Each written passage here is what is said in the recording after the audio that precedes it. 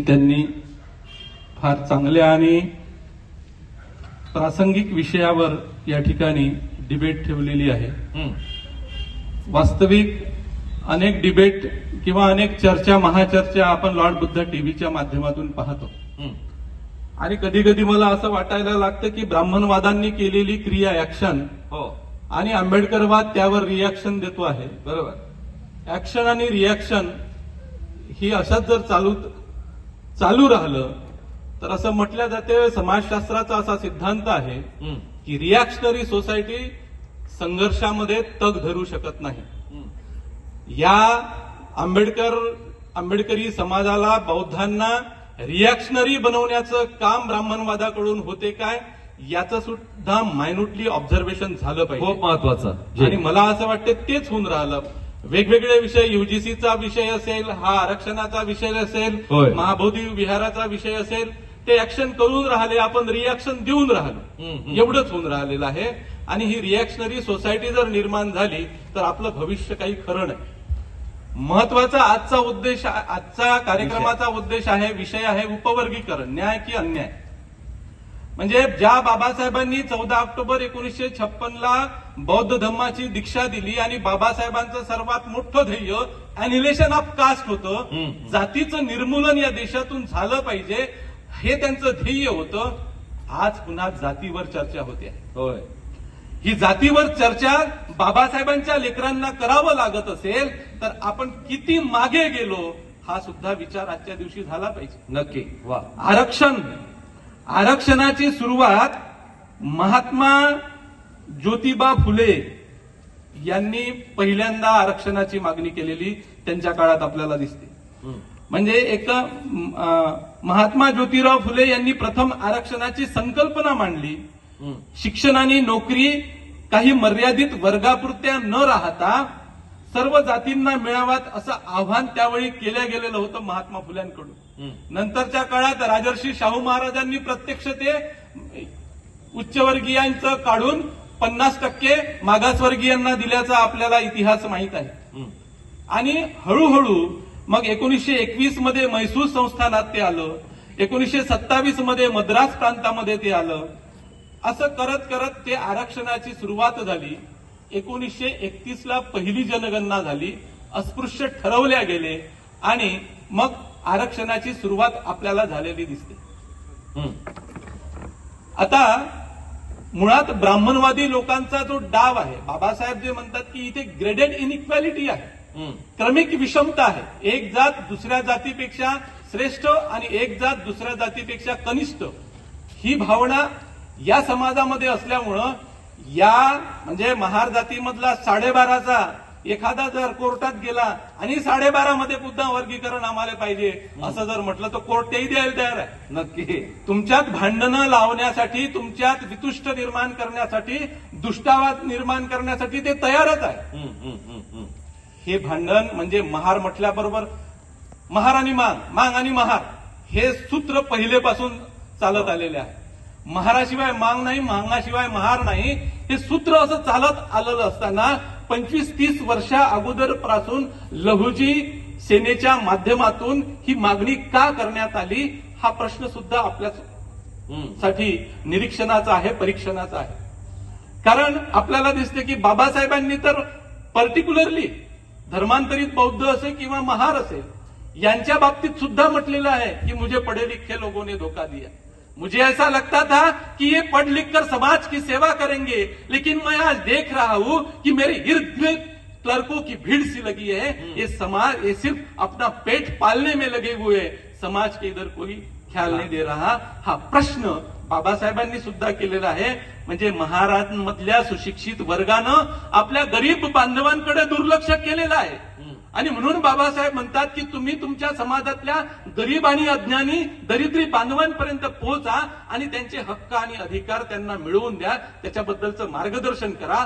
हा सुशिक्षित वर्गाला बाबासाहेबांनी केलेला आदेश आहे। म्हणजे आम्ही फक्त महारांनी मातंगांकडे दुर्लक्ष केलं एवढ्यापुरतच मर्यादित नाही, महार जातीमध्ये जे असलेले अज्ञानी आणि दरिद्री आहे यांच्याकडे सुद्धा आम्ही दुर्लक्ष केलेलं आहे. आणि हा जो फुगा आपल्याला दाखवला जातो ना की आमचा विकास मोठ्या प्रमाणात झालेला आहे, खूप मोठं महारांचा बौद्ध धर्म घेतल्यामुळं महारांचा विकास झाला, ते संख्येने जास्त आहेत म्हणून ते डोळ्यात भरतात. विकास महाराचा हा 5व्या 6व्या नंबरवर आहे, 6व्या नंबरवर आहे. त्याच्या अगोदर पहिल्या क्रमांकावर चांभार आहे. वेगवेगळ्या जाती आहेत आपल्याला दिसतील, म्हणजे सर्वात मोठा विकास हा महारांचा झालेला आहे. ही भूमिकाच मुळात चुकीची आहे. आणि जर आपण पाहिलं तर आपल्याला असं दिसेल की 2011च्या जनगणनेनुसार एससींची लोकसंख्या 1,32,75,898 आहे. महाराष्ट्राची जी लोकसंख्या आहे त्या लोकसंख्येच्या 11.1881 त्यामध्ये महार 80,06,060 आहे, म्हणजे 60.31%. मातंग 24,88,531 आहे, म्हणजे 18.74%. म्हणजे एवढं मोठं अंतर आपल्याला दिसते. जातीच्या आधारावर जर उपवर्गीकरण केल्या गेलं आणि लोकसंख्येचा आधार, कारण लोकसंख्येचा आधार त्याच्यासाठी लोकसंख्येचा आधारच जातीचं प्रतिनिधित्वासाठी मोजल्या जात असतो. आणि म्हणून महार आणि मांग मिळून 79% जवळपास 80% हे लोक एक होतात. म्हणजे अनुसूचित जातीमधला सर्वात मोठा वर्ग या दोन जाती मिळून बनते. सर्वात प्रगत भांबी किंवा चांभार जे आहेत, म्हणजे एक रिसर्च झालं, डॉक्टर बाबासाहेब आंबेडकर समाज संशोधन संस्था पुणे यांनी रिसर्च केलं. ते रिसर्चचे प्रमुख होते डॉक्टर मुकेश दुपारे यांनी. त्यांनी डेमोग्राफिक हेल्थ असा एक इंडेक्स तयार केलेला आहे. ते असं म्हणतात की एक जर आपण त्याचा हेल्थ इंडेक्स जर पकडला तर कोणत्या जातीची किती प्रगती झालेली आहे हे डेमोग्राफिक हेल्थ पकडत असताना सामाजिक, आर्थिक, राजकीय, सांस्कृतिक, शैक्षणिक या सर्व क्षेत्रांचं निरीक्षण केलं जाते आणि त्या आधारावर या हेल्थ इंडेक्स काढलेला जातो. या हेल्थ इंडेक्सनुसार कोणतीही जात ही विकसित नाही. संशोधन असं सांगते की कोणतीही जात विकसित नाही. विकसनशील आणि अविकसित या दोनच कॅटेगरी आपल्याला या डेमोग्राफिक हेल्थ नुसार दिसतात. त्यामध्ये सर्वात जास्त हे 0.941 ही चांभार किंवा भांबी लोकांची आहे आणि सर्वात कमी म्हणजे या तुलनेमध्ये मातंगाची 0.894 म्हणजे 894 आहे, तर महारांची ही 925 आहे, 925. म्हणजे विकसनशील ह्या सर्व जाती आहेत, त्याच्याही पेक्षा अविकसितचं प्रमाण जातींमध्ये मोठ्या प्रमाणात आहे. या ठिकाणी आपल्याला असं दिसते की हा मुद्दा मोठ्या प्रमाणात चर्चेला का आला, तर तो यासाठी आला की सुप्रीम कोर्टानं जो आता रिझल्ट दिला, सुप्रीम कोर्टाचा रिझल्ट असा म्हणतो की जातीचं वर्गीकरण कायद्याच्या आर्टिकल 14 नुसार केलं पाहिजे. 14 नुसार ती मुभा आहे. त्याच्यानंतर आर्टिकल 15(4) आणि 16(4) अंतर्गत लाभार्थी वर्गासाठी त्याबद्दल त्यांनी सूचना केलेल्या आहेत. अनुच्छेद 341 हे याचाही संदर्भ घेतलेला आपल्याला दिसतो. आणि अनुसूचित जातीमधील उपवर्गीकरण अनुच्छेद 341(2) चे उल्लंघन करत नाही, कारण जाती या यादीत समाविष्ट किंवा वगळलेल्या नाहीत. म्हणजे एकीकडे असं म्हटलं जाते की जातीमधलं इन्क्लुजन जर करायचं असेल एससी मध्ये तर त्याच्यासाठी राष्ट्रपतीचं आणि संसदेची मान्यता पाहिजे. संसदच हे करू शकते.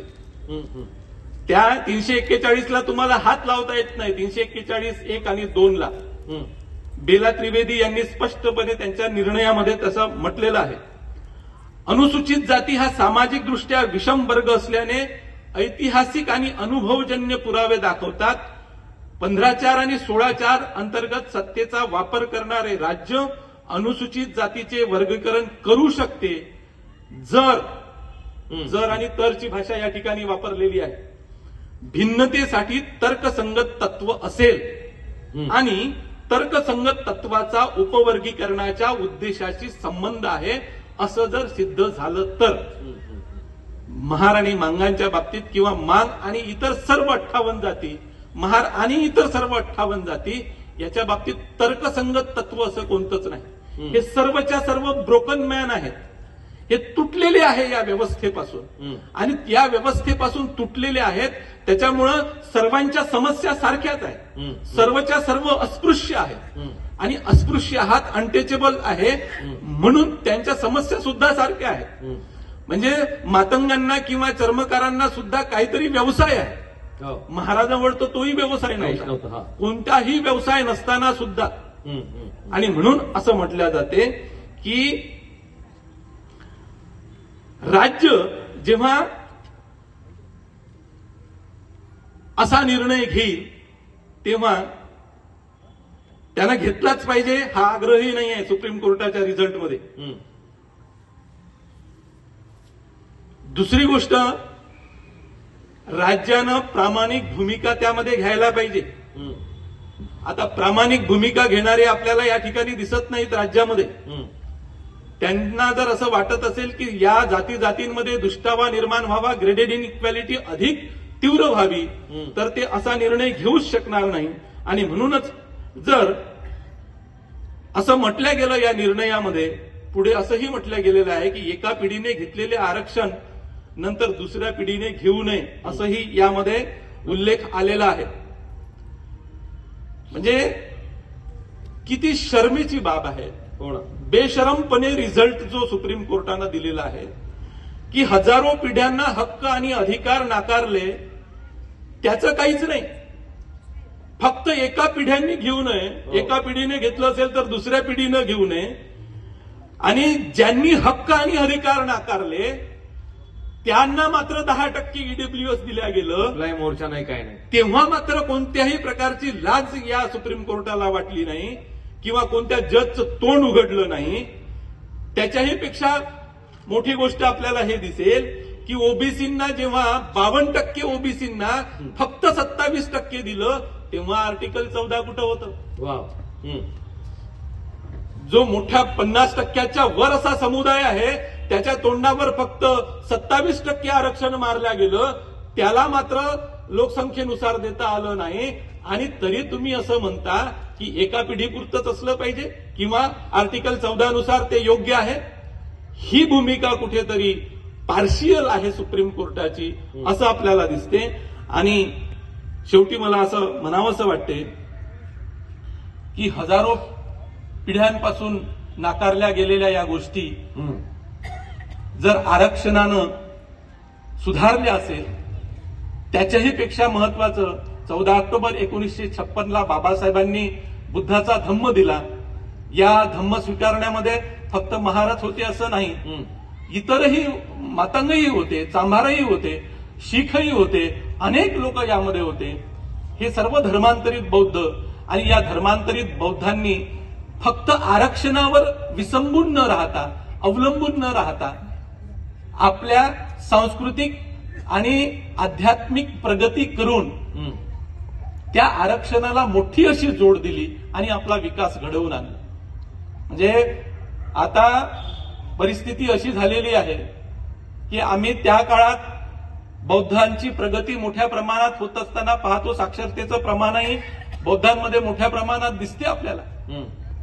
कारण आम्ही या सर्व रूढी आणि परंपरा सोडल्या. चोरपगार साहेबांनी म्हटलं या सर्व अंधश्रद्धेतून आम्ही बाहेर आलो.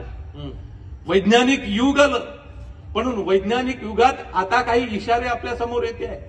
माझ्या तलाच भीम मी केला उन्हा आणि घरात आणून बसवला गुन्हा. असं जर होत असेल तर पुन्हा आम्ही मग त्या 14 ऑक्टोबर 1956ची पूर्वीची परिस्थिती आम्हाला पाहिजे काय, ही सुद्धा बाब चर्चेला आली पाहिजे. कारण आपण म्हणजे आपल्याला वारंवार बौद्धांच्या बाबतीत हे म्हटलं जाते की तुम्ही आरक्षणाला जोड बौद्धांची दिली, बुद्धाच्या धम्माची दिली, म्हणून तुमची प्रगती झाली. आणि असं जर असेल की हा जर नंगे पुंगे जर आपल्या घरात येऊन बसत असेल, ती जर अंधश्रद्धा मोठ्या प्रमाणात वाढत असेल, तर पुन्हा आपल्याला 1956ची परिस्थिती पाहायला मिळेल काय, याचा सुद्धा या ठिकाणी विचार झाला पाहिजे. आणि म्हणून मी जोरशोरपणे असं सांगू इच्छितो, समर्थन या गोष्टीचं मी करतो की उपवर्गीकरण व्हायलाच नको. आम्ही सर्व मिळून 13% महाराष्ट्रातली ही जनता 13% आम्ही सर्वजण आजपर्यंत जसं सोबत राहत आलेलो आहे आणि ही बात कधीही चर्चेला आलेली नाही. म्हणजे एक काळ असा होता की मातंगांनी चलो बुद्ध की ओर हे मोठ्या प्रमाणात आंदोलन उभं केलं होतं. त्या आंदोलनाला शह देण्यासाठी हे उपवर्गीकरण आलेलं आहे. म्हणजे मातंग मोठ्या प्रमाणात बौद्ध धर्माकडे वळत असताना, आंबेडकरवादाकडे वळत असताना एक पिलू काढलं गेलं उपवर्गीकरणाचं आणि त्यांना डायव्हर्ट करण्यात आलं आणि त्यांच्या डोक्यात हे वारंवार भरण्यात आलं की तुमचं आक्रमकपणे जे रिझर्वेशन आहे ते आक्रमकपणे महाराजांनी लुटलेलं आहे असं वारंवार त्यांना सांगण्यात आलं. हा बघा, तो बघा, इतके IAS झाले, इतके IPS झाले, इतके व्हाईस चान्सलर झाले असं वारंवार सांगितलं गेलं. परंतु संख्येच्या दृष्टिकोनातून जर आपण पाहिलं तर संख्येच्या दृष्टिकोनातून ते कमीच आहे. जी संख्या महारांची आहे त्या संख्येच्या दृष्टिकोनातून ते कमी आहे. मातंगांची संख्या कमी आहे म्हणून कमी त्या प्रमाणात दिसते.